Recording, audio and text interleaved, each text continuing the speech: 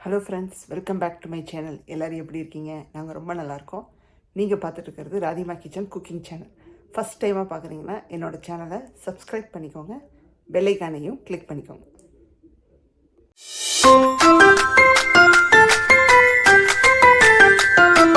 இன்றைக்கி நம்ம ஒரு சூப்பரான ரெசிபி தாங்க பார்க்க போகிறோம். வாங்க வீடியோக்குள்ளே போய் என்ன ரெசிபின்னு பார்த்துடலாம். ஸ்கிப் பண்ணாமல் பாருங்கள். பருப்பை வேக வச்சு எடுத்துக்கிறோங்க. நான் வந்து தோரம் பருப்பை நல்லா வாஷ் பண்ணிட்டு ஒரு 1/2 hour ஊற வச்சுட்டேன். இது வந்து பாத்தீங்கன்னா நான் வாஷ் பண்ண பிறகு சுடு தண்ணியில நல்லா ஊற வச்சிருக்கேன். ஏன்னா அப்பதான் என்னோட பருப்பு வந்து குயிக்கா வேகும். அண்ட் 3 கை எடுத்திருக்கேன். ஏன்னா நைட்டுக்கு அப்படியே டிஃபனுக்கு வச்சுக்கலான்னு இருக்கும். ஏன்னா இது கிட்டத்தட்ட இந்த பருப்பு குழம்பு வந்து டிஃபனுக்கும் நல்லா இருக்கும். இட்லி தோசைக்கு மாவு நேற்று தான் ஆட்டி வச்சேன். ஸோ அப்படியே டிஃபனுக்கு வச்சுக்கலான்னு சேர்த்து நான் கொஞ்சம் நிறையவே போட்டிருக்கேன். ஸோ இப்போ இதுல வந்து மஞ்சத்தூளும் பெருங்காயத்தூளும் சேர்த்து வேக வச்சு எடுத்துக்கிறோங்க. மீதி வெங்காயம் எல்லாம் தாளிப்புல சேர்த்துக்கிறோம். நல்லா ஒரு 1/2 டீஸ்பூனுக்கு சேர்த்துக்கிறோம். பருப்புல சேர்க்கறதோட சரி, இது கூடயே வந்து பெருங்காயத்தூள். இதுல வந்து தக்காளி ஒன்று ஆட் பண்ண போறேங்க. இது வந்து ரசத்துக்கான தக்காளி. ஸோ தக்காளியை வந்து பருப்பு வேக வைக்கும் போது வேக வச்சு எடுத்துட்டு அது அப்படியே நம்ம ரசத்துல அந்த தண்ணியோட அந்த பருப்புல வெந்த தக்காளியை சேர்த்து பாருங்களேன், சூப்பரா இருக்கும். ஸோ நான் என்ன பண்ணிருக்கேன்னா ஒரு பெரிய தக்காளி எடுத்து கட் பண்ணி வச்சிருக்கேன்.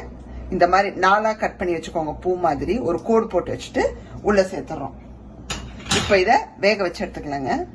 நெக்ஸ்ட் இந்த பருப்பு குழம்புக்கு வேற என்ன தேவைன்னு பாத்தீங்கன்னா வெங்காயம் வந்து பாத்தீங்கன்னா நான் சின்ன வெங்காயம் எடுத்திருக்கேன். ஒரு 10 சின்ன வெங்காயம் எடுத்து, இது வந்து ஃப்ரோசன் சின்ன வெங்காயம் எடுத்து நல்லா வந்து நான் சாப் பண்ணி வச்சிருக்கேன். அதுக்கப்புறம் தக்காளி, ஒரு தக்காளி எடுத்து ஃபுல்லா கட் பண்ணி வச்சுட்டேங்க. அதுல போட்ட தக்காளி வந்து ரசத்துக்கு எடுத்துக்க போறோம். அப்படியே அந்த பருப்பு தண்ணியோட ரசத்துல எடுத்து கரைச்சி சேர்த்துற போறோம். இது வந்து பாத்தீங்கன்னா நம்ம அந்த குழம்புக்கு தேவையான ஒரு தக்காளி ஃபுல் அண்ட் ஃபுல் சேர்க்கணும். அதுக்கப்புறம் தாளிப்புக்கு வந்து பாத்தீங்கன்னா கருவேப்பிலை, ஒரு 3 காஞ்ச மிளகாய விதையோட உடச்சி வச்சிருக்கேன். அப்புறம் சீரகம் ஒரு டீஸ்பூன் எடுத்து வச்சிருக்கேன். அப்புறம் பூண்டு வந்து ஒரு 4 பூண்டை எடுத்து தோலோட இடிச்சு வச்சிருக்கேன். ஸோ தாளிப்புல சேர்க்கும் போது சூப்பரா இருக்கும். அப்புறம் கடுகு உளுத்தம் பருப்பு சேர்த்துக்கிறோங்க. இன்னொன்னு இதுல வந்து நான் கத்திரிக்காய் சேர்க்க போறேங்க. ஒரே ஒரு கத்திரிக்காய் இங்க இருக்கு, ஒரே ஒரு கத்திரிக்காய். நீங்க வந்து கத்திரிக்காய் இல்லாம பிளெயின் பருப்பு குழம்பா பண்ணிக்கலாம். பட் நான் கத்திரிக்காய் இருக்கு யூஸ் பண்ணலாமேன்னு சொல்லி ஒண்ணு கட் பண்ணி சமைக்கும் போது சேர்க்க போறேன். வந்து பாத்தீங்கன்னா உருளைக்கிழங்கு வறுவலுக்கு வந்து ஃபர்ஸ்ட் வேக வச்சு எடுத்துக்கிறோம். அந்த வேக வைக்கிறதுக்கு ஒரு டிப் ஒன்று சொல்றேங்க. இப்ப நீங்க வேக வைக்கிறதுக்கு வந்து என்ன பண்ணுவீங்க, குக்கர்ல ஒரு விசிலோ 2 விசிலோ வச்சு எடுப்பீங்க. அப்படி இல்லைன்னா ஒரு பாத்திரத்துல போட்டு வேக வைப்பீங்க. பக்கத்துலயே நின்று பாத்துக்கணும். இல்ல இன்ஸ்டன்ட் பாட்ல வைக்கணும்னா ஒரு 5 நிமிஷம் வச்சு எடுக்கணும். நமக்கு விசில் அடங்குற வரைக்கும் வெயிட்டும் பண்ணணும். ஸோ இப்போ குயிக்கா நம்ம பண்றதுக்கு ஒரு டிப் இருக்கு. என்னன்னு பாத்தீங்கன்னா உருளைக்கிழங்கு தோல் சீவிட்டு நமக்கு எந்த மாதிரி சைஸ்ல வேணுமோ முதல்ல கட் பண்ணிக்கிறோம்.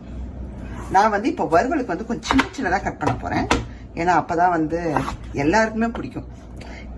என் வீட்டுக்காரருக்கெல்லாம் கொஞ்சம் குட்டி குட்டியா இருந்தாதான் ரொம்ப பிடிக்கும். இத இன்னொரு பாகமா வெட்டி, ரொம்ப சின்னதும் கிடையாதுங்க. ஸோ இந்த பீஸ்ல இருந்தா பிடிக்கும். ஸோ நான் அந்த மாதிரி தான் இன்னைக்கு நான் வெட்டி உங்களுக்கு ஒன்று காமிக்க போறேன். வந்து பாத்தீங்கன்னா நம்ம இதை மைக்ரோவேவ்ல தான் வந்து வேக வச்சு எடுக்க போறோம். ஸோ என்ன பண்ணுங்க, மைக்ரோவேவ்ல வைக்கக்கூடிய ஒரு பவுல் எடுத்துக்கோங்க. நான் அந்த பவுல் தான் எடுத்திருக்கேன். இதுல வந்து என்ன பண்ண போறோம்னா மூழ்கிற அளவுக்கு தண்ணி இப்படி ஊத்திட்டு ஒரு 2 மினிட்ஸ்க்கு வச்சிடுங்க. 2 to 3 மினிட்ஸ். 3 மினிட்ஸ்க்குள்ள உங்களுக்கு வெந்து அப்படியே முழுசா இருக்கும், உடையாது. இத வெந்ததுக்கு அப்புறமா தண்ணிய வடிச்சிட்டு நம்ம அப்படியே வந்து மசாலால சேர்த்து ஒரு மிக்ஸ் பண்ணிட்டோம்னா முடிஞ்சிருங்க. இன்னும் பாத்தீங்கன்னா நமக்கு அந்த பருப்பு வெந்து வரதுக்குள்ள ரசத்துக்கு மிளகு சீரகெல்லாம் நுணுக்கி வச்சுக்கலாங்க. ஸோ நம்ம பருப்பு வெந்து வந்ததும் நம்ம பருப்பு குழம்புக்காகட்டும் அதுல வர தண்ணி ஆகட்டும் டக்கு டக்குன்னு நம்ம ரசத்தை வச்சு முடிச்சிடலாம். ஸோ ஃபர்ஸ்ட் 1 டீஸ்பூனுக்கு சீரகம் சேர்த்துக்கிறேன். ஏன்னா நான் இந்த மாதிரி டிஞ்சில் போட்டு தாங்க ரசத்துக்கு வந்து மிளகு சீரகம்லாம் நுணுக்கி போடுவேன். ஸோ ஃப்ரெஷ்ஷாக இருக்கும். ஆன் தி ஸ்பாட் நம்ம வந்து நுணுக்கி போட்டுடலாம். ஃபைனலாக பூண்டை உடைச்சிக்கிறோம். இந்த மிளகு சீரகம் உடைச்சிருக்கு நல்லா ஒரு 2 டீஸ்பூனுக்கே சேர்த்துக்கோங்க. ஏன்னா பருப்புல வந்து மிளகு நிறைய சேர்த்து அந்த பருப்பு தண்ணியில வந்து மிளகு சீரகம் நல்லா நச்சுன்னு போட்டு பண்ணீங்கன்னா உங்களுக்கு நல்லா இருக்கும். பாத்தீங்கன்னா நுணுக்கியாச்சு.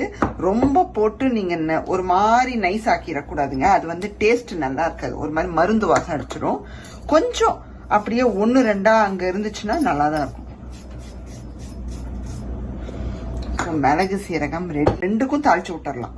வந்து பாத்தீங்கன்னா நமக்கு உருளைக்கிழங்கு வெந்து வந்துருச்சுங்க. உங்களுக்கு எப்படி இருக்குன்னு காமிக்கிறேன். சூடா இருக்கும். கொதிக்க கொதிக்க உங்களுக்கு வந்து மசியாம வெந்திருக்கும். பாருங்க, ஒரே அமுக்குல உடஞ்சிரும், ஆனா குலையாதபடி இருக்கும். ஸோ அதனாலதான் சொல்ல வரேன், நீங்க வந்து மைக்ரோவேவ் வச்சிருக்கீங்கன்னா நீங்க இந்த மாதிரி ஒரு 3 மினிட்ஸ் வச்சு எடுத்தீங்கன்னா அழகா உங்களுக்கு குலையாம வெந்து வந்துடும். இப்போ வந்து பாத்தீங்கன்னா நமக்கு பருப்பு வெந்து வந்துருச்சுங்க. இப்போ தக்காளி எடுத்துடுறோம். உள்ள போட்ட தக்காளி பாருங்க, உங்களுக்கு அப்படியே வந்து வெந்து அப்படியே முழுசா இருக்கும், ஒரு மாதிரி குழஞ்சுதான் இருக்கும். இது அப்படியே வந்து நம்ம அந்த இப்ப நம்ம தண்ணியை வடிச்சிடறோம், ரசத்துக்கான தண்ணி. இந்த தண்ணியில ரசம் வச்சாலே செம்ம டேஸ்ட்டுங்க. எனக்கு பருப்பு ரசம்னாலே அவ்வளவு பிடிக்கும்.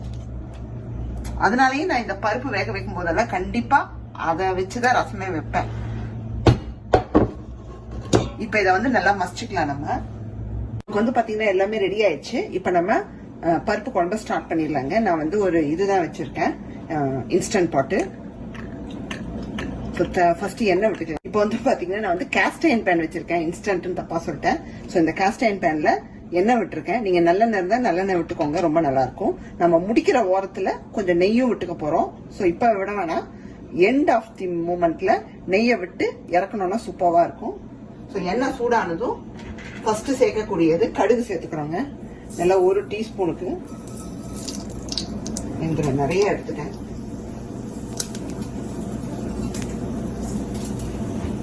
So 1 teaspoon போதுமானதுங்க.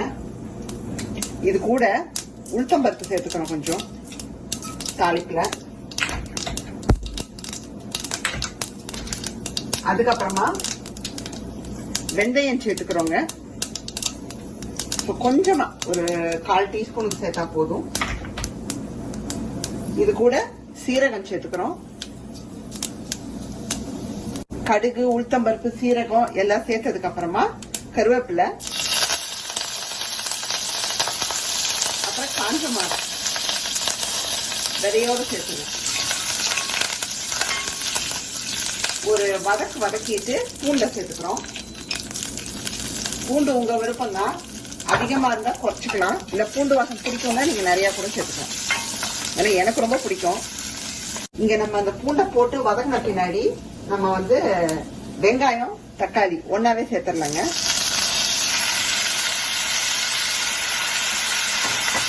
ஒன்னாவே சேர்த்து வதக்கிட்டோம்.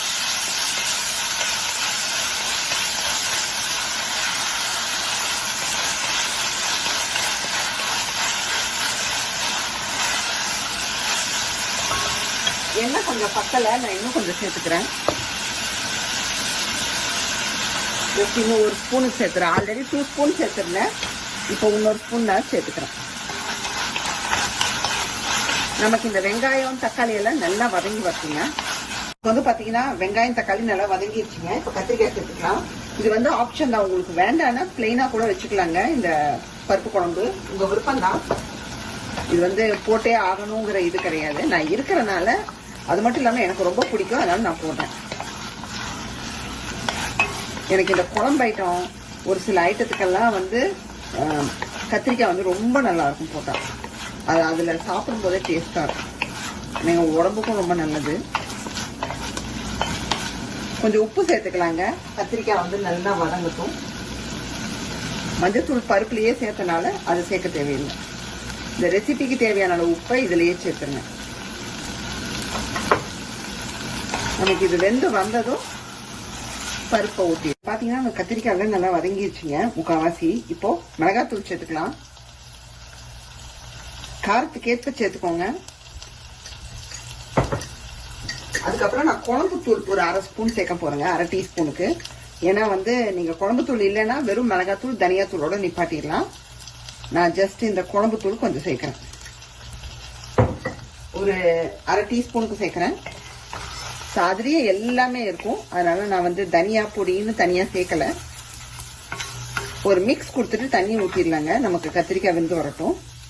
அதுக்கப்புறம் கடைசியா பருப்பை ஊற்றிடலாம். ஏன்னா நமக்கு மசாலா தீஞ்சிடக்கூடாது.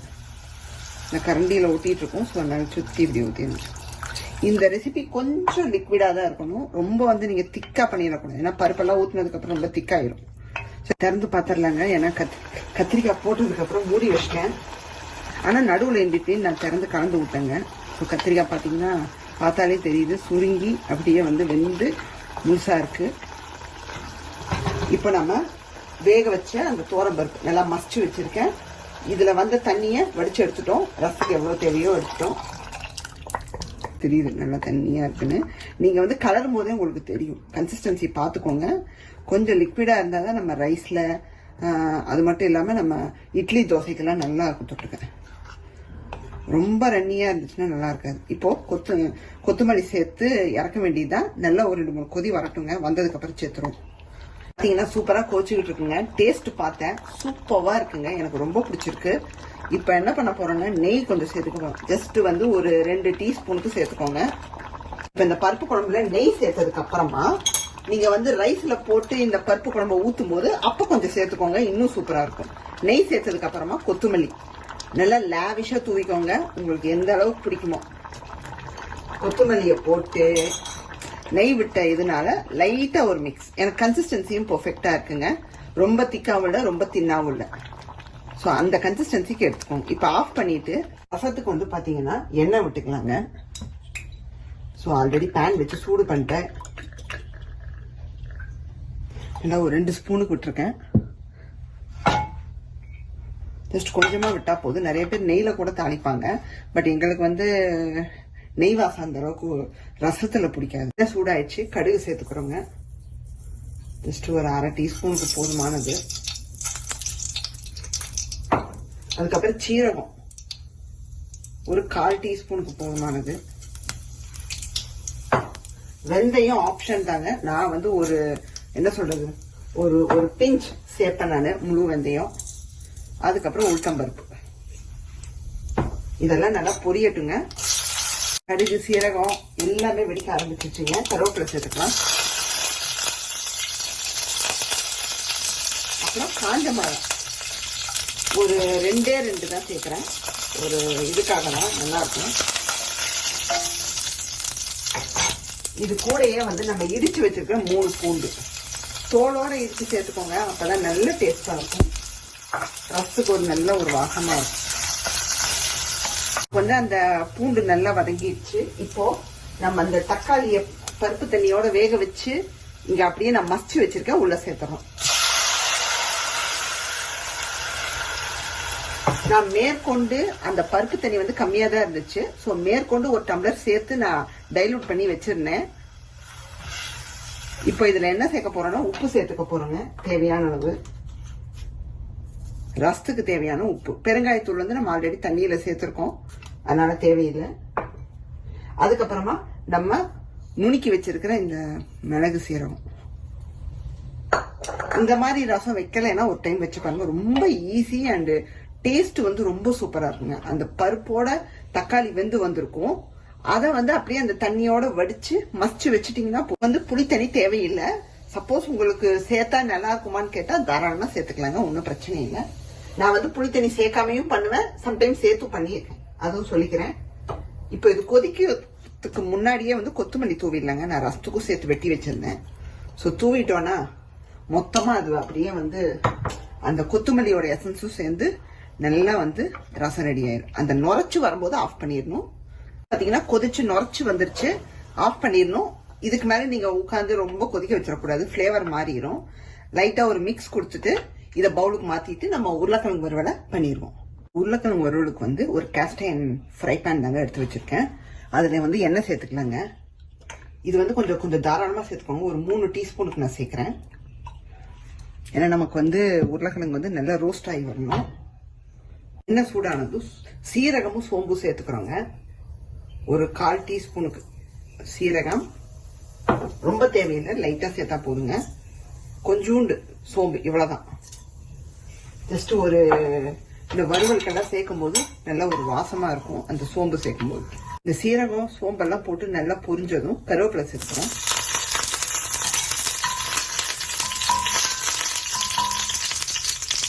கருவேப்பிலைக்கு அப்புறம் உருளைக்கிழங்கு, நம்ம வேக வச்ச உருளைக்கிழங்கு.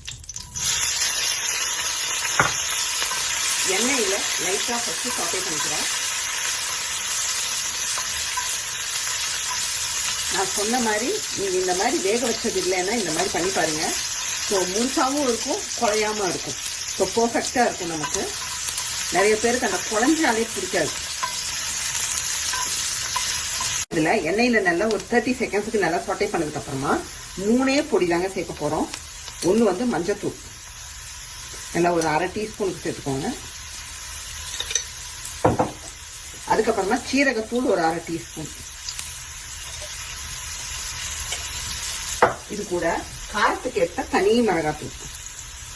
உங்களுக்கு ஸ்பைஸ் எந்த அளவுக்கு பிடிக்குமோ அந்த அளவுக்கு. ஏன்னா இந்த சாம்பார் சாதத்துக்கு இந்த ஸ்பைசியாக பண்ணாதான் டேஸ்டாக இருக்கும். இது கூடவே வந்து உப்பு சேர்த்துறோம். நீங்க வேக வைக்கும் போது உப்பு சேர்க்க தேவையில்லை. பிளெயினா தண்ணி விட்டு வேக வச்சு எடுத்துட்டு இந்த நம்ம இப்ப தாளிப்புல இப்ப நம்ம வதக்கும் போது சேர்த்துக்கிட்டா போதும். இப்ப என்ன பண்ண போறோம்னா நல்லா மசாலாவோட இதை ரோஸ்ட் பண்ணி எடுக்கிறோங்க. அவ்வளவுதான். நல்லா முறுமுறுன்னு ரோஸ்ட் பண்ணி எடுக்கிறோம். ஏன்னா ஆல்ரெடி வெந்துருச்சு. இனி கிறிஸ்பி ஆனா மட்டும் போதுமானது. ரொம்ப நல்லா இருக்கும். சிம்பிள் அண்ட் டேஸ்டின்னு சொல்லி இதுல வந்து பாத்தீங்கன்னா லைட்டா கொஞ்சம் தண்ணி தெளிச்சுக்கிறோம். எதுக்குன்னா நமக்கு மசாலா தீயாம இருக்க. அண்ட் வென் அந்த மசாலா வந்து என்ன ஆகும்னா தண்ணி சுண்டுனதுக்கு அப்புறமா உருளைக்கிழங்குல ஒட்டி இருக்கும். அதுக்காண்டி சேர்க்கிறோம். லைட்டா ஒரு 1/4 டம்ளர் தாங்க, ரொம்ப சேர்த்துறாதீங்க. ஏன்னா ஆல்ரெடி நமக்கு உருளைக்கிழங்கு வெந்துருச்சு. ஜஸ்ட் அந்த மசாலா வந்து கரிஞ்சு போகாம இருக்கிறதுக்கும் உருளைக்கிழங்குல போய் ஒட்டுறதுக்கும் தான் சேர்க்கணும். வேற எதுக்கும் இல்லை. இங்க பாத்தீங்கன்னா நமக்கு அந்த தண்ணியெல்லாம் சுண்டி அந்த மசாலா வந்து அப்படியே உருளைக்கிழங்குல ஒட்டி சூப்பரா வந்திருக்குங்க. வந்து ஆல்மோஸ்ட் டன்னுங்க. எடுத்துடலாம். நம்ம எடுக்கிறதுக்கு முன்னாடி நான் கொஞ்சமா இந்த மேத்தி லீஃப், இந்த காஞ்ச வெந்தயக்கீரையை சேர்க்க போறேங்க. இது எதுக்குன்னா உருளைக்கிழங்குல சேர்க்கும் போது செமையா இருக்குங்க. நல்லா இப்படி கிரஷ் பண்ணி இப்படி தூவி விட்டுருங்க. இது முந்தி ஒரு டைம் நான் இந்த உருளைக்கிழங்கு ஃப்ரைல இறக்கும் போது மேத்தி லீஃபை சேர்த்தேன். சாப்பிடும் போது என் ஹஸ்பண்ட் சொன்னார் சூப்பரா இருக்கு, ஒரு விதமா இருக்கு டேஸ்ட் அப்படின்னு. ஸோ அதனால நான் சேர்க்கிறேன். ஸோ நல்லா இருக்கும். நீங்களும் ட்ரை பண்ணி பாருங்க. இன்னும் முருகலா வேணும்னா நீங்க உட்காந்து லைட்டா பொரிச்சுக்கிட்டே இருக்கலாம். கொஞ்சம் அரிசி மாவை தூவி கூட, ட்ரை அரிசி மாவு இருக்கு பாத்தீங்களா, இந்த வடைக்கு ஒரு சில ஐட்டத்துக்கெல்லாம் வச்சிருப்போம், அதை ஒரு ஸ்பூன் தூவி கூட நீங்க கிளறி விட்டுக்கிட்டே இருந்தீங்கன்னா முருகல் ஆயிரும். பட் எனக்கு இதுவே வந்து நல்லா இருக்கு பார்க்க. ஸோ நான் ஆஃப் பண்ணிட்டு இறக்கிட போறேங்க. அவ்வளவுதான், எல்லா ரெசிபியும் முடிச்சாச்சு. இன்னைக்கான வீடியோ பார்த்துருப்பீங்க. கண்டிப்பாக உங்களுக்கு எல்லாம் பிடிச்சிருக்குன்னு நான் நம்புறேங்க. பிடிச்சிருந்தா மறக்காம ராதிமா கிச்சனை லைக், ஷேர் அண்ட் சப்ஸ்கிரைப் பண்ணிடுங்க. பெல் ஐக்கானையும் கிளிக் பண்ணிடுங்க. உங்களை வேறொரு வீடியோவில் சந்திக்கிறேன். Bye, see you soon.